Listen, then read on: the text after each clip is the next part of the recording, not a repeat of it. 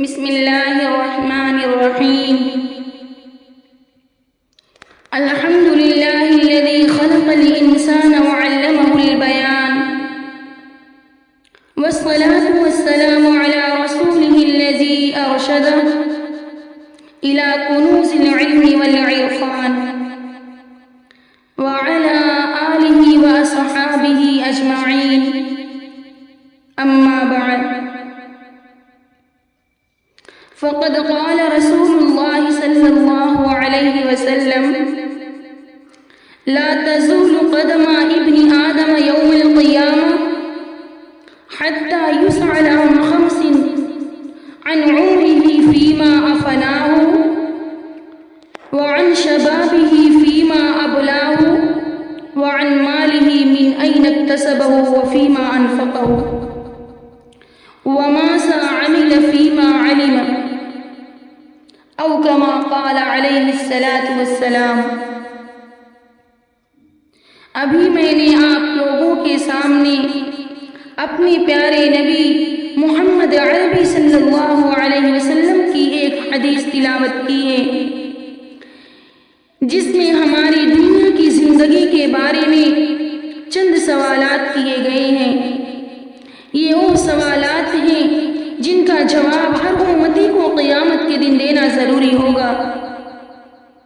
جب تک ان سوالات کا جواب نہیں دیا جائے گا، میدان محشر سے قدم نہیں ہٹ پائیں گے.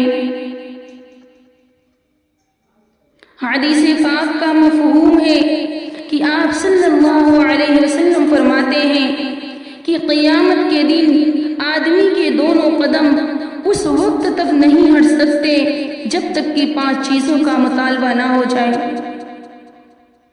اور ان کا معقول جواب نہ مل سکے. پہلا مطالبہ یہ ہوگا: اپنی عمر کس کام میں خرچ کی. دوسرا مطالبہ یہ ہوگا: اپنی جوانی کس چیز میں خرچ کی.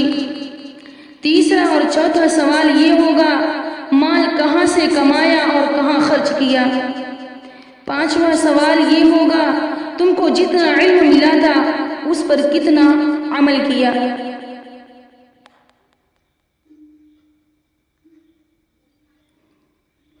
اس حدیث پر آپ غور کریں کہ ہم لوگ کیوں پیدا کیے گئے ہیں، ہماری زندگی کس مقصد یا کام کے لیے بنائی گئی ہے، یا ہم یوں ہی بیکار پیدا کر دیے گئے ہیں. اللہ پاک نے خود قرآن حکیم میں اس پر تنبیہ فرمائی ہے: افحسبتم انما خلقناکم عبثا وانکم الینا لا ترجعون، کہ کیا تم لوگوں نے یہ گمان کر رکھا ہے کہ مرنے کے بعد نہیں لوٹائے جاؤ گے اور تمہیں اپنی زندگی کا حساب نہیں دینا ہوگا. اور پھر اتنا ہی نہیں، ایک دوسرے مقام پر حق تعالیٰ کا ارشاد ہے: وَمَا خَلَقْتُ الْجِنَّ وَالْإِنسَ إِلَّا لِيَعْبُدُونَ، یعنی میں نے جناتوں اور انسانوں کو صرف اس لیے پیدا کیا کہ وہ میری عبادت کریں. قرآن پاک کے ان ارشادات کے بعد ہر شخص کو اپنی زندگی کے پورے اوقات کا جائزہ لینا چاہیے کہ وہ اپنی قیمتی اوقات کا کس قدر حصہ اس مقصد میں خرچ کرتا ہے جس کے لیے وہ پیدا کیا گیا ہے، اور کتنا حصہ اپنے ضروریات و مشاغل میں خرچ کرتا ہے. اللہ پاک کا کتنا بڑا احسان و کرم ہے کہ اس نے تمام اوقات کی عبادت فرض نہیں فرمائی، بلکہ اس کا تھوڑا سا حصہ فرض کیا ہے. اگر اس میں کوتاہی ہو تو کتنا بڑا ظلم ہے. حدیث پاک میں دوسرا مطالبہ کیا گیا ہے، اور یہ ہے کہ تم نے اپنی جوانی کس چیز میں خرچ کی.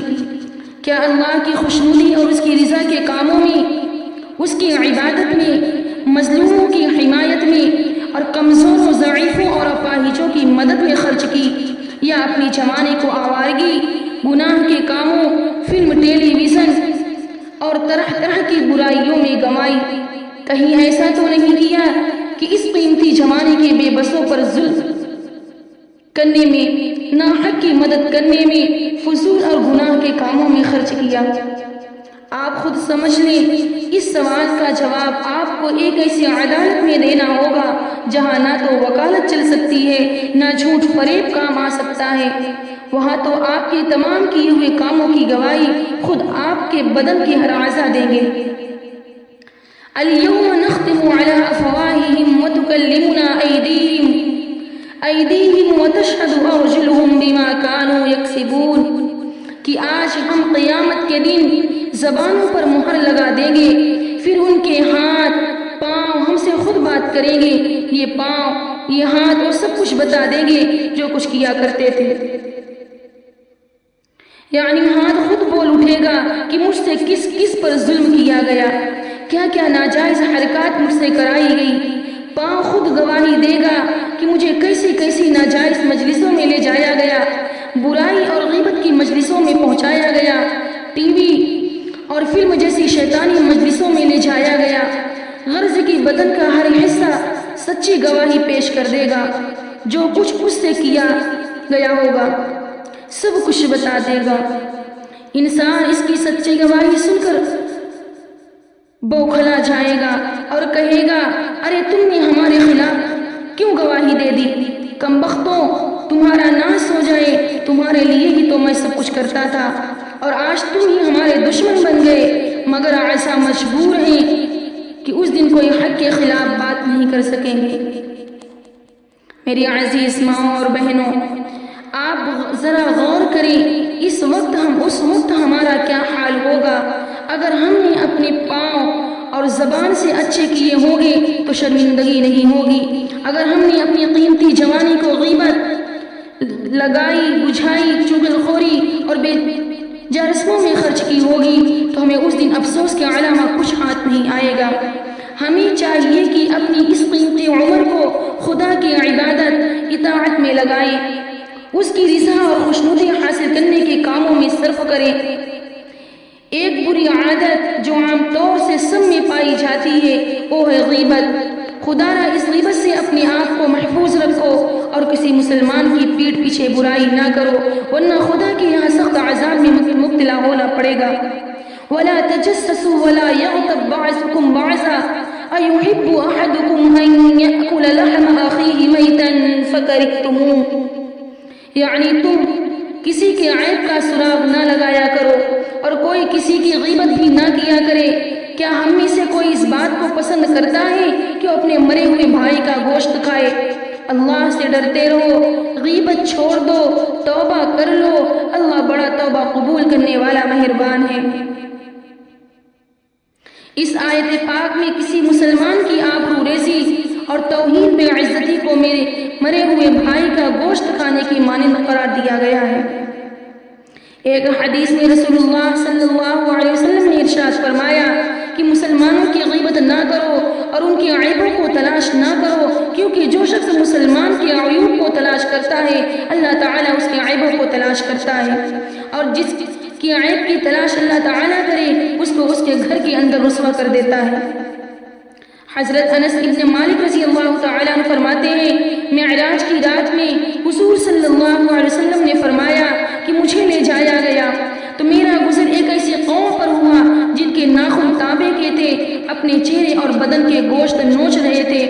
میں نے جبریل امی سے پوچھا، یہ کون لوگ ہیں؟ آپ صلی اللہ علیہ وسلم نے فرمایا، یہ وہ لوگ ہیں جو اپنے بھائی کی غیبت کرتے اور ان کی آبرو ریزی کرتے تھے۔ میری عزیز ماں اور بہنوں، غور کرو، ان حدیث سے معلوم ہوا کہ غیبت کتنا بڑا گناہ ہے جس میں ہم لوگ زیادہ ملوث پائے جاتے ہیں۔ اللہ پاک ہم سب کو اس گناہ عظیم سے محفوظ رکھے اور عمر کی قیمتی اوقات کو صحیح کاموں میں لگائے۔ حدیث پاک میں تیسری چیز جس کا تذکرہ کیا گیا ہے، جس کے بغیر قیامت میں حساب کی جگہ سے پیر نہ ہٹ پائیں گے، وہ یہ ہے کہ مال جو حاصل کیا کس طرح کیا، جائز طریقہ پر یا ناجائز طریقہ پر۔ آج کے زمانے میں انسان مال کے لالچ میں اس قدر آگے بڑھ گیا ہے کہ مال ملے ہم مالدار ہو جائیں، چاہے جائز طریقے سے یا ناجائز طریقے سے۔ ہم مالدار کہلائیں، چاہے سود لے کر یا رشوت لے کر، مال کے حصول میں انسان کو ذرا سی بھی فکر نہیں ہے کہ ہمارا مال سود اور رشوت کی گندگیوں سے پاک ہو، ناجائز راستوں سے نہ آئے، پاک اور حلال طریقہ جو شریعت نے مال کمانے کا بتایا ہے اسے اپنائیں۔ روزی تو بہرحال اللہ پاک جو قسمت میں لکھ دی ہے وہ مل کر رہے گی۔ روزی کی مثال یوں سمجھیے، جس طرح صاف شفاف پانی برستا ہے، اب اگر وہ پانی کسی گندا برتن میں گر جائے تو پانی ناپاک اور گندا ہو جاتا ہے، اور اگر برتن پاک صاف ہو تو پانی پاک و صاف رہے گا۔ ٹھیک اسی طرح حق تعالیٰ کے یہاں سے بھی رزق حلال چلتا ہے، لیکن لوگ اسے ناجائز راستوں کے برتنوں میں رزق روک کر ناجائز اور حرام بنا لیتے ہیں اور گنہگار ہو جاتے ہیں۔ میری دینی ماؤں اور بہنوں، حضور اقدس صلی اللہ علیہ وسلم کا ارشاد ہے کہ انسان ناجائز طریقہ پر جو مال حاصل کرتا ہے وہ اس میں صدقہ بھی کرے تو قبول نہ ہوگا، خرچ کرے تو برکت نہ ہوگی، مرنے کے بعد اگر مال بچے گا تو جہنم کا ذخیرہ ہوگا۔ آپ صلی اللہ علیہ وسلم نے فرمایا، لوگوں اپنی روزی کو پاکیزہ بنا لو، مشتبہ مال نہ کھاؤ، مستجاب الدعوات بن جاؤ گے۔ قسم ہے اس ذات کی جس کے قبضے میں محمد صلی اللہ علیہ وسلم کی جان ہے کہ آدمی حرام کا ایک لقمہ اپنے پیٹ میں ڈالتا ہے جس سے اس کی 40 دن کی عبادت نامقبول ہو جاتی ہے، اور جس شخص کی پرورش حرام مال سے ہوئی ہو جہنم اس کے لیے زیادہ مناسب ہے۔ اس لیے ضروری ہے کہ مال حاصل کرے اور تجارت کے جتنے بھی طریقے اپنائے جائیں وہ جائز ہوں، تاکہ روزی جائز طریقہ پر آئے، ہماری عبادت مقبول ہو، ہمارے بچوں کی جو پرورش ہو وہ جائز مال اور صحیح رزق سے ہو۔ حدیث پاک کا چوتھا مطالبہ یہ ہے، جو ہم نے تم کو مال دیا تھا وہ کہاں خرچ کیا؟ غریبوں محتاجوں کی اعانت میں خرچ کیا یا کمزور و ضعیفوں کو ستانے میں، پڑوسیوں کے دکھ درد بانٹنے میں خرچ کیا یا ان کی جڑ بنیاد کھودنے، کچہری عدالت کے ناجائز مقدمات کے فسانے میں خرچ کیا؟ ہمارے پاس جو کچھ ہے وہ سب کچھ اللہ کا ہے، اسی کی امانت ہے، ہماری ذمہ داری ہے ہم اس کی امانت کو اسی کے کام میں خرچ کریں، ورنہ کل جب ہم سے قیامت کے دن سوال ہوگا، وہ قیامت کا دن جو سخت ترین دن ہوگا، جس کی شدت سے ایسا معلوم ہوگا جیسا کہ نشے میں ہو۔ اگر حقیقت نشہ نہ ہوگا تو ہم اس دن کیا جواب دیں گے؟ آدمی کے مال میں اس کے کام آنے والا صرف وہی ہے جس کو اللہ کے راستے میں آدمی خرچ کرے۔ حضور صلی اللہ علیہ وسلم کا ارشاد ہے کہ روز صبح کے وقت 2 فرشتے آسمان سے اترتے ہیں، ایک دعا کرتا ہے، اے اللہ خرچ کرنے والے کو بدل عطا فرما، دوسرا دعا کرتا ہے، اے اللہ روک کر رکھنے والوں کا مال برباد کر۔ پیارے نبی صلی اللہ علیہ وسلم کا ارشاد ہے کہ جو شخص کسی مسلمان کو ننگے پن کی حالت میں کپڑا پہنائے گا، حق تعالی جل شانہ اس کو جنت کا سبز لباس پہنائے گا، اور جو شخص کسی مسلمان کو بھوک کی حالت میں کچھ کھلائے گا، حق تعالی جل شانہ اس کو جنت کا پھل کھلائے گا، اور جو شخص کسی مسلمان کو پیاس کی حالت میں پانی پلائے گا، اللہ تعالیٰ اس کو جنت کی ایسی شراب پلائیں گے جس پر مہر لگی ہوگی۔ غرض کی خدا کی امانت کو خدا کے بندوں اور اس کے راستوں پر ہی خرچ کر دیں تو عافیت ہوگی، ورنہ حساب کے دن پکڑ لیے جائیں گے، اور جس شخص سے قیامت کے دن حساب لے لیا جائے گا گویا بہت ہی مشکل مسئلہ میں پھنس گیا۔ حساب ہی پورا اترنا بہت مشکل ہوگا، ورنہ حساب پر پھنسے رہیں گے۔ اور غربا مساکین، ہم مالداروں سے پہلے جنت میں پہنچے ہوں گے۔ حضرت عبداللہ بن عوف رضی اللہ تعالیٰ عنہ ایک بہت بڑے جلیل القدر صحابی ہیں، ان کو اللہ پاک جنتی ہونے کی بشارت دنیا میں ہی سنا دی تھی۔ حضور اکرم صلی اللہ علیہ وسلم کے ساتھ تمام لڑائیوں میں جنگوں میں شریک رہے ہیں۔ حضور اکرم صلی اللہ علیہ وسلم نے ایک مرتبہ ان کے پیچھے نماز بھی پڑھی ہے۔ غرض کی بہت ہی فضیلت والے صحابی ہیں۔ ایک مرتبہ سرکار دو عالم صلی اللہ علیہ وسلم نے ان سے ارشاد فرمایا، عبد الرحمن تم میری امت کے مالدار لوگوں میں سے ہو، تم جنت میں گھسٹ کر جاؤ گے، تم اللہ پاک کو قرض دو تاکہ تمہارے پاؤں کھل جائیں۔ حضرت عبد الرحمن رضی اللہ تعالی نے پوچھا کیا چیز قرض دوں؟ حضور صلی اللہ علیہ وسلم نے فرمایا اپنا سارا مال۔ یہ سن کر فوراً اٹھے تاکہ اپنا سارا مال لا کر حاضر کر دیں۔ حضور صلی اللہ علیہ وسلم ان کے پیچھے ایک قاصد بھیج کر ان کو بلوایا اور یہ ارشاد فرمایا کہ حضرت جبریل علیہ السلام ابھی آئے اور ایک پیغام دے گئے کہ عبد الرحمن سے کہہ دیجئے کہ مہمان نوازی کیا کریں، غریبوں کو کھانا کھلایا کریں، سوال کرنے والوں کا سوال پورا کریں۔ یہ سب چیزیں ان کے لیے کافی ہیں۔ میری عزیز ماں اور بہن، غور کرو مال ہی کی بدولت ایک جلیل القدر صحابی کے بارے میں آقائے دو جہاں صلی اللہ علیہ وسلم کا ارشاد ہے تم جنت میں گھسٹ کر جاؤ گے۔ کس قدر اہمیت رکھتا ہے؟ ہمارا اور آپ کا کیا خیال ہوگا؟ ہمارا اور آپ کا کیا حال ہوگا کہ ہم نے تو مال و دولت اور دنیا ہی کو سب کچھ سمجھ رکھا ہے، خدا کی راہ میں خرچ کرنے کی ہمت ہی نہیں۔ اللہ ہم سب کی حفاظت فرمائے۔ حدیث پاک کی 5ویں چیز جس کا قیامت کے دن میدان میں جواب دینا ہوگا وہ یہ ہے کہ جو علم اللہ پاک نے ہمیں عطا کیا تھا اس پر کس حد تک عمل کیا۔ کسی جرم کا معلوم نہ ہونا کوئی عذر نہیں، قانون سے ناواقفیت کسی عدالت میں بھی معتبر نہیں، کیونکہ اس کا معلوم کرنا اپنا فریضہ ہے۔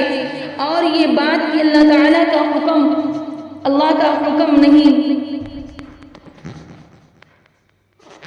مستقل جرم اور مستقل گناہ ہے۔